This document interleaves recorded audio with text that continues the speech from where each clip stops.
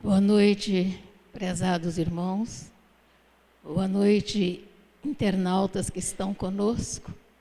Vamos juntos refletir sobre o capítulo 26, item 1. Dai gratuitamente o que gratuitamente receberdes. Vejamos esta palavra. É para nós uma fala de Jesus: restituir a saúde. O verbo está no imperativo, é uma ordem. Jesus é o médium de Deus, e se ele se dirige a nós cristãos, dizendo-nos para restituirmos a saúde, nós que pensamos poder tão pouco, quem somos nós? Mas este dom nos é dado pela espiritualidade. E convém que nós estejamos bem convictos da possibilidade de fazermos isto, sim. Como poderemos restituir saúde aos enfermos? Todos nós já tivemos, estamos tendo ou teremos alguém por quem zelarmos. No mais das vezes, algum enfermo que porventura esteja sofrendo muito em fase terminal ou numa situação bastante complicada e sofrida. Como iremos nós restituir saúde? Evidentemente que o faremos. Existem muitas formas de fazê-lo, principalmente porque os dons nos são dados, nós somos apenas o instrumento. E através de nós daremos a exemplificação da paciência, da sabedoria em termos compreensão daquele momento, sendo que a própria enfermidade é um ponto de mutação para melhorarmos-nos espiritualmente. Como é importante que nós estejamos otimistas, corajosos, sempre em prece. A alegria já é uma oração.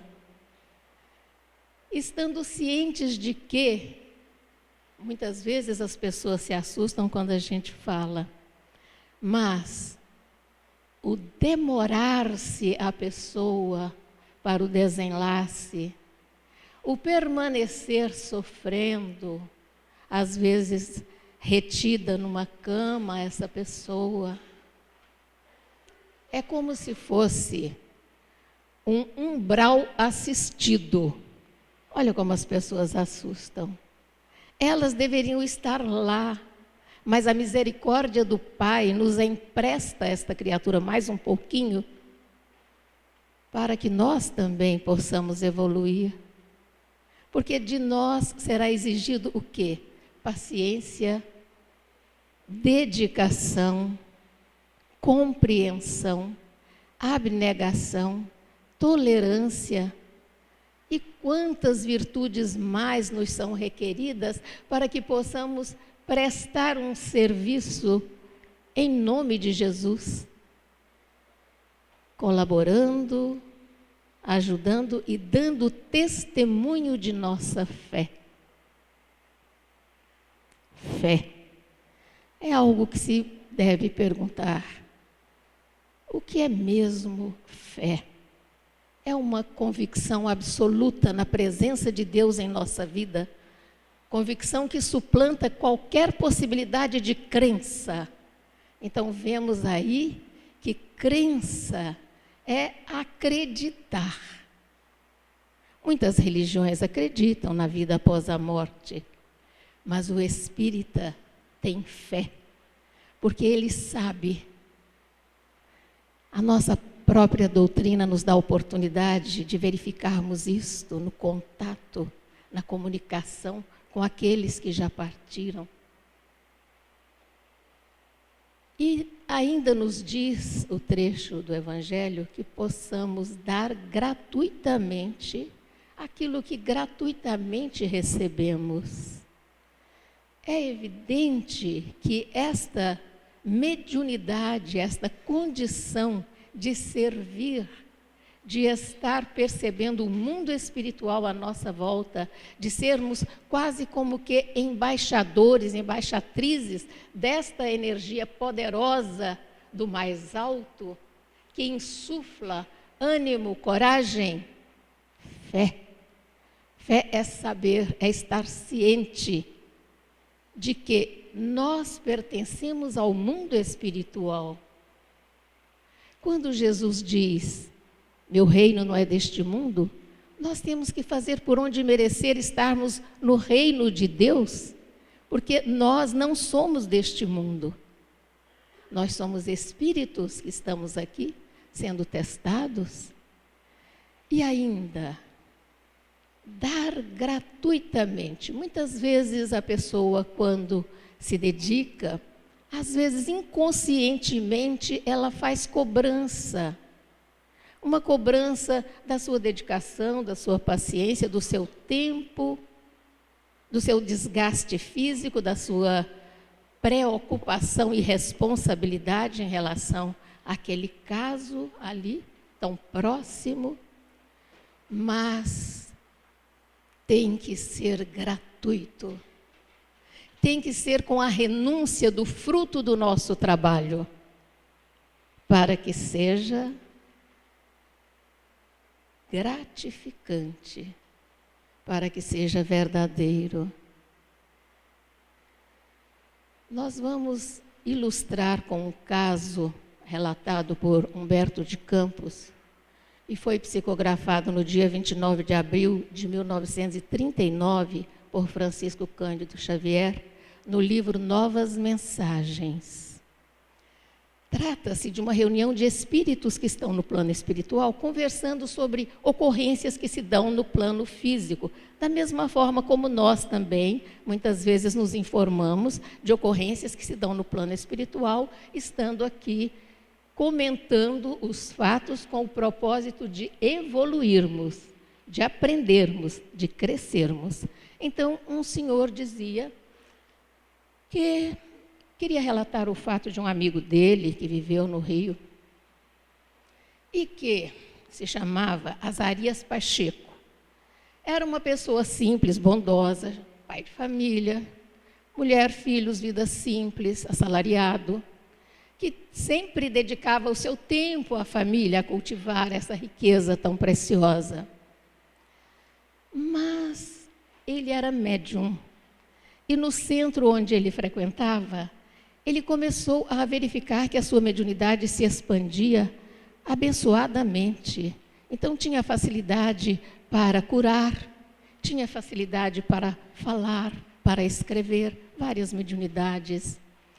E ali se dedicando, ele foi verificando a grande busca pela ajuda que ele estava prestando, e isso se acelerou e se acumulou de tal forma que ele se viu muito ocupado, já nem podia mais se dedicar à família e à companheira. Como assalariado, muitas vezes exigiam dele que ele se dedicasse mais, que fosse mais caridoso, que fosse menos apegado ao seu trabalho.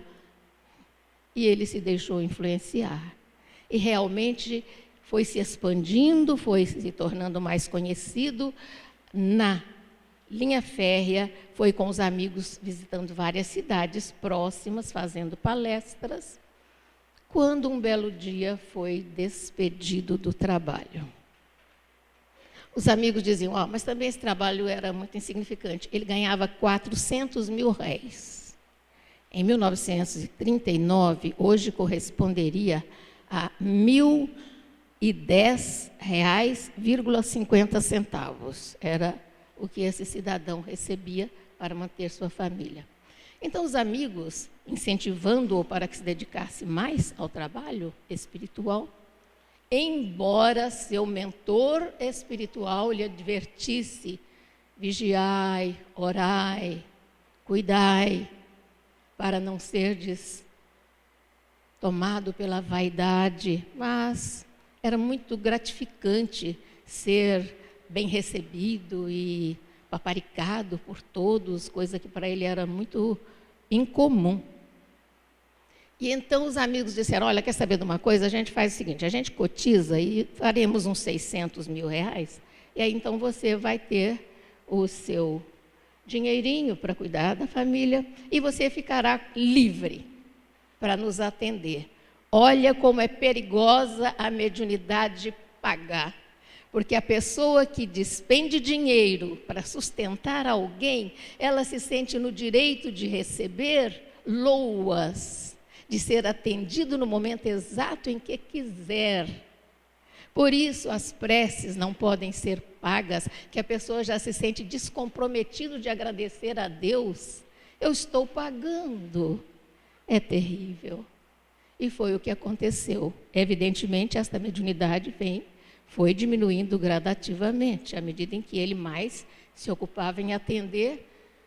E com isso, além de ter perdido o emprego, perdeu também a família. Por quê? Passados 6 meses, os amigos começaram a ficar relapsos, deixavam de dar aquela importância que haviam prometido, e assim começou a faltar o sustento no lar, e a família teve que procurar outras vias para se manter.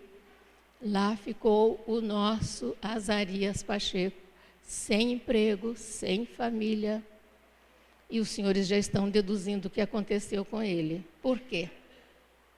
Muito ocupado, sem tempo para se voltar para a espiritualidade e a sua vida interior, as suas orações, a sua meditação, a sua devoção habitual. Evidentemente que a mediunidade também foi se escasseando, porque os espíritos superiores não perdem tempo ficando com pessoas que estão voltadas para outros interesses maiores do que servir gratuitamente, dando de graça os dons que receberam de graça. E então o nosso amigo começou a perceber que os colegas, os amigos foram se afastando, e eles comentavam, a boca pequena, você viu como a mediunidade do Azarias está acabando, está diminuindo, está enfraquecendo como médium, e isto, a casa dele virou um enxame.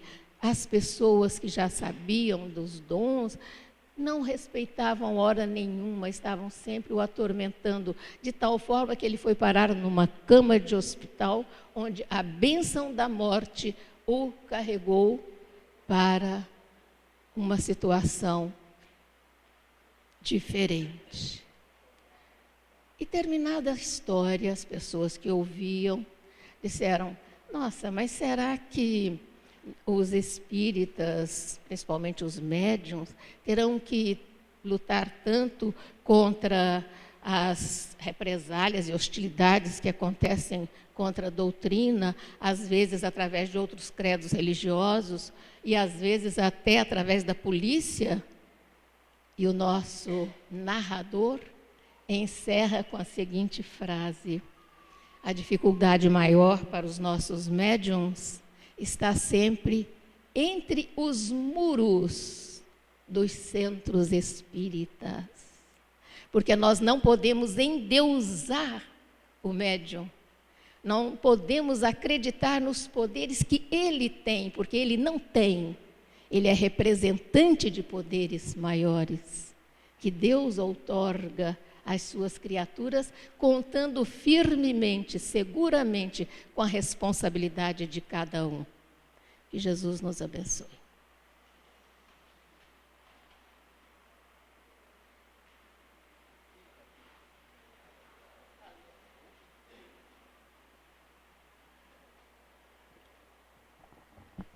Meus irmãos, que as bênçãos que jorram sobre nós continuem a encontrar entrada fácil em nossos corações, de nós todos que aqui estamos presencialmente, nos corações de todos os nossos irmãos internautas.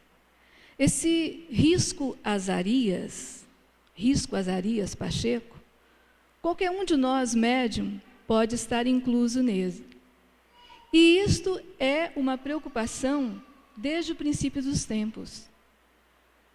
Quando Jesus outorga aos apóstolos a condição de cura, de expulsão de demônios, de ressuscitação, isso acontece em um momento muito importante. Todos os momentos na vida do Cristo foram importantes, são importantes.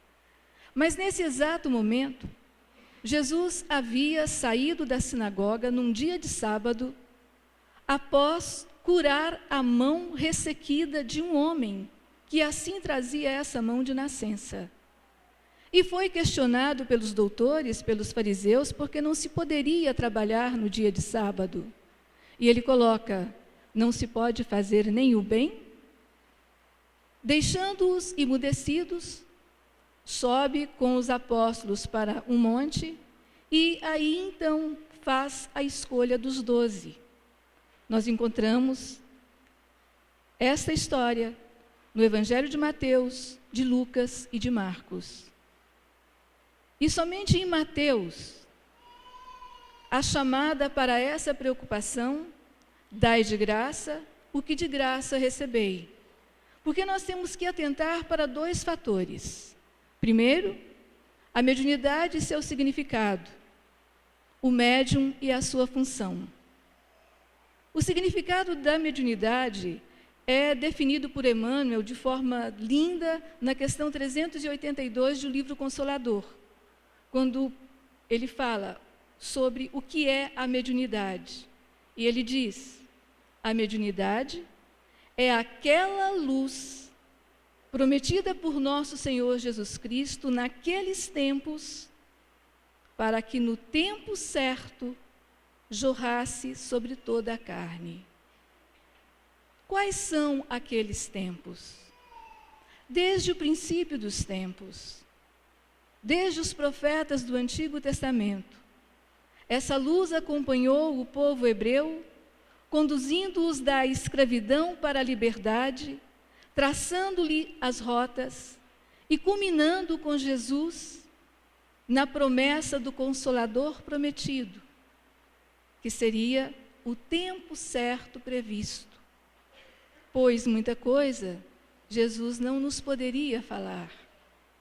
E com o Consolador prometido, realmente, esta luz se derrama sobre toda a carne, quer dizer, sobre toda a humanidade, jovens, crianças, velhos, adultos, em todos os pontos do mundo, para que nós tivéssemos, então, através do trabalho do codificador, que percebeu, enquanto todos brincavam com as mesas que giravam, uma coisa séria, uma atividade séria, e se pôs positivamente, cientificamente apostos para codificar as instruções que nós temos hoje através das 5 obras básicas da doutrina espírita: o Livro dos Espíritos, o Livro dos Médiuns, o Evangelho segundo o Espiritismo, a Gênese,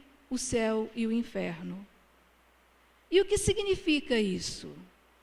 Significa que nós temos conosco um arsenal para tratar dessas questões. Por quê? Se a mediunidade é aquela luz prometida por Jesus naqueles tempos e que hoje nos visita através dos esclarecimentos do Consolador prometido, que é a doutrina espírita, quem são os médiuns? São aqueles que trazem consigo os dons, diversos carismas, dons de profetizar, dom de curar, dom de escutar, de ouvir, de perceber, de intuir, de falar, o que preconiza o plano espiritual. A mediunidade, já sabemos, é luz bendita. E o médium? Quem é o médium? É o mesmo Emmanuel que nos esclarece no capítulo 11 do livro Emmanuel, quando ele coloca: os médiuns são pessoas que caíram desastradamente, conturbando o segmento da lei divina. Olha, alguém que caiu pelo poder, alguém que caiu por todas as outorgas recebidas, alguém que não soube honrar os seus compromissos, a esse alguém, a misericórdia beneficia com esta luz, para que através dela a pessoa refaça o seu próprio caminho, a pessoa reencontre o seu próprio destino ascensional, no sentido da busca e da conquista de si mesmo. E diz mais Emmanuel que mediunidade não é privilégio e mediunidade não é missão. Nós somos tarefeiros, somos todos trabalhadores. Agora, para burlar as leis divinas, que leis são essas? No nosso ponto de entendimento, nós somos agraciados com o esclarecimento de 10 dessas leis, que se encontra no Livro dos Espíritos, através de 278 artigos. Então, se a gente para verificar essas leis, entre perguntas e respostas, artigos colocados pelos Espíritos ante as nossas inconsequências, a gente passa a pensar, puxa vida, para que a gente afronte 278 artigos de uma lei, é muita coisa. De algumas leis, é muita coisa. Então, nós temos que leis? A primeira, a lei de adoração. A primeira, a lei natural, que é a lei que trata sobre o bem e o mal. Em seguida, nós temos a lei de adoração, aquela que preconiza a forma do nosso contato com o sagrado, com o plano espiritual superior. E muitas vezes, se a gente for ler lá as questões, nós iremos perceber nas entrelinhas que realmente, fragarosamente, nós, em muitas circunstâncias, não soubemos honrar e nem testificar a adoração do sagrado. No terceiro momento, nós encontramos a lei do trabalho. A lei do trabalho nos fala não somente das situações, mas das imposições evolutivas. O que o espírito humano, encarnado na Terra, precisa fazer para realmente sair do lugar. Depois nós temos a lei da reprodução, a lei que trabalha o aperfeiçoamento das raças. Essa lei, quantas vezes foi conspurcada por nós ao longo de nossas experiências reencarnatórias? Temos como quinta lei a lei da construção. O que nos compete fazer?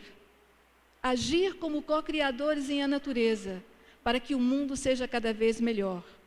Quanta coisa a gente deixa de fazer. A sexta lei, a lei de destruição. Já que nós não construímos, nós estamos inclusos naquela sequência em que tudo tem que se renovar.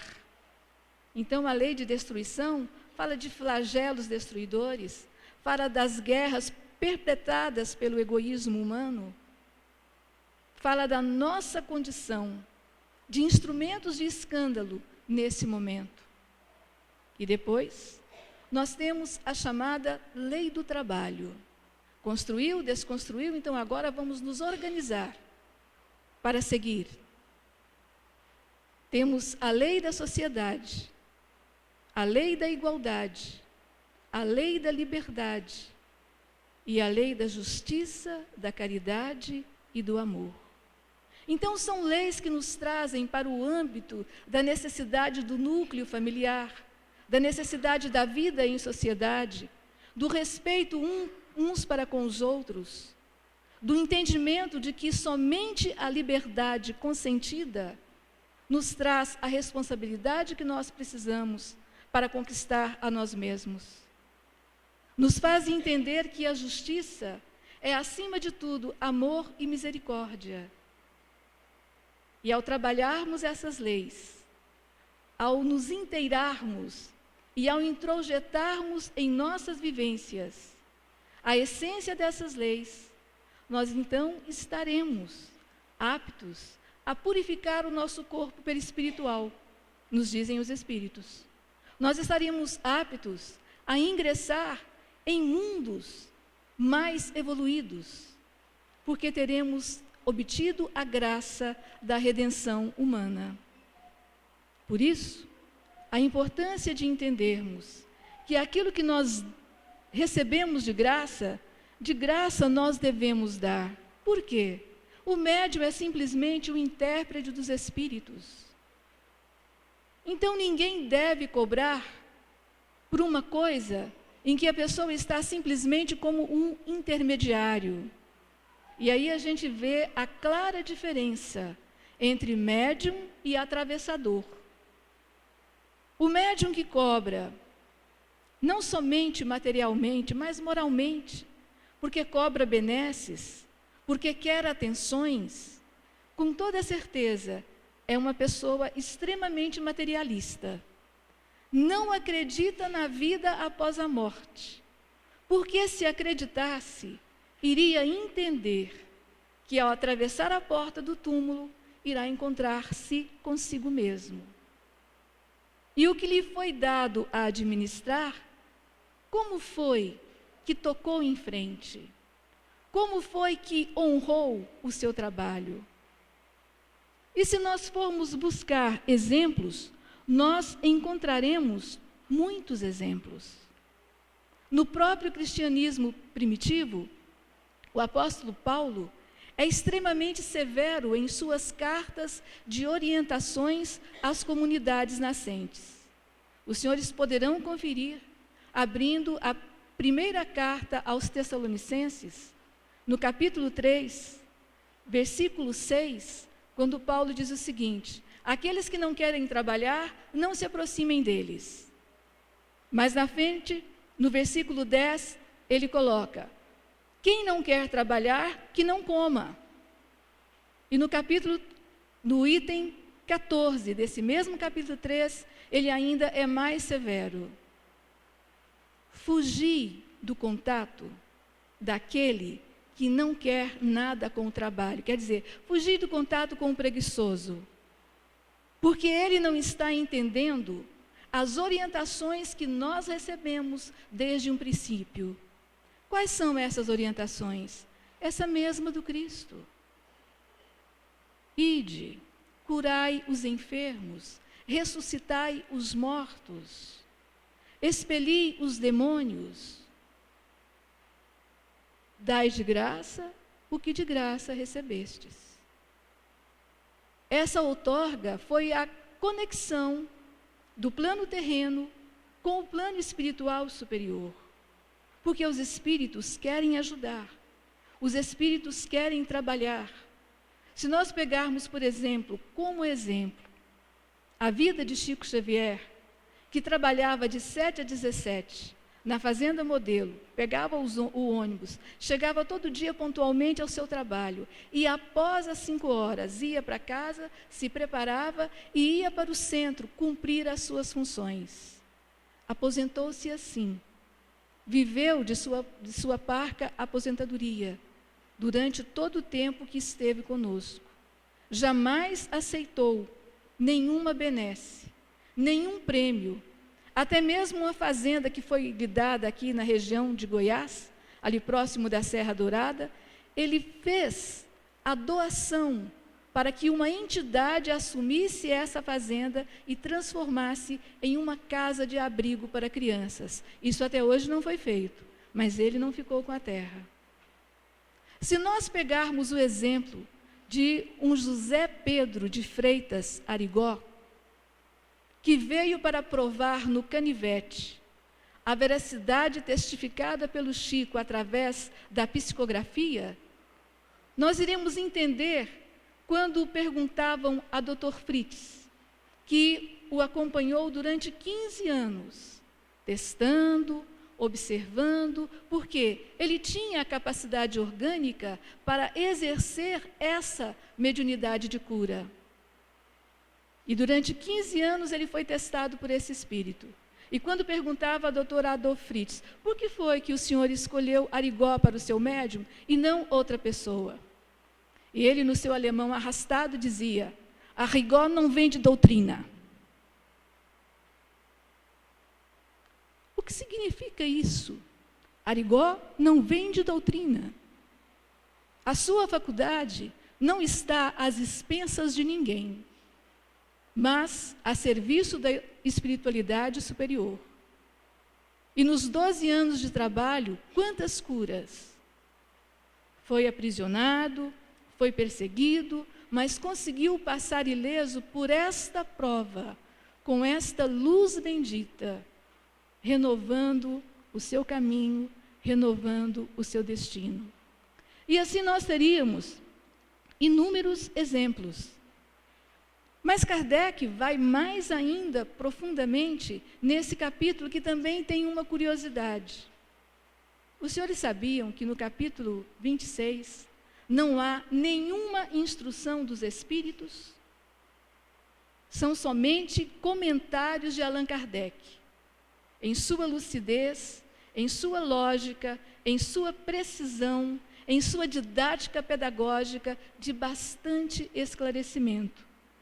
E ele coloca, no item 5 deste capítulo: no templo começou a expulsar os que vendiam e compravam, repetindo um feito de Jesus. E esclarece que Jesus expulsou os vendilhões do templo porque ali devia se tratar de coisa santa. E mais à frente ele coloca que mediunidade é coisa santa e, como tal, deve ser santamente tratada, religiosamente tratada. E não, então não diz respeito aos auspícios materiais. Mediunidade realmente é o nosso ponto de religação com o nosso próprio eu divino, com a nossa própria filiação divina, com a espiritualidade superior, para refazer as nossas falhas, para reedificarmos-nos na nossa própria caminhada. Então, não é para brincadeira. Então, não é para quem não acredita na imortalidade da alma. Então, não é para quem não leva a sério a vida, o compromisso medianímico. Nós vemos muitas vezes as pessoas colocarem aflitas, afoitas. Me disseram que eu preciso desenvolver a minha mediunidade.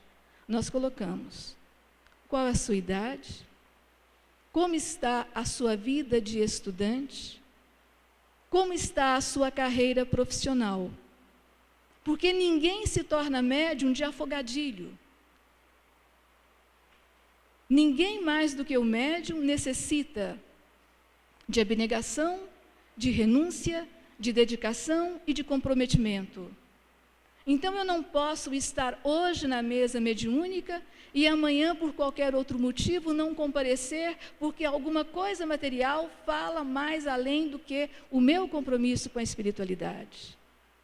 Então, mediunidade é coisa santa, que deve ser santamente tratada, religiosamente comprometida, para que seja bem-sucedida, para que não nos tragam problemas. E Kardec diz mais ainda: os médiuns atuais receberam de Deus o dom gratuito, porque eles servem de intérprete aos espíritos. Somos instrumentos. E sendo assim, mediunidade, por não ser talento, por não ser uma arte, diz Allan Kardec no Livro dos Médiuns, não pode ser profissão. Não existe Azarias Pacheco, profissão médium. Não existe. No meio espírita bem orientado, não existe a profissão médium. Médium é comprometimento, é abnegação, é renúncia, é trabalho de doação total e incessante, e com toda a consciência, para que nós entendamos que a mediunidade, antes de ser um fenômeno, ela é serviço aos semelhantes. Então, se não estivermos dispostos a servir, não servimos para trabalhar mediunicamente. Que Jesus nos abençoe.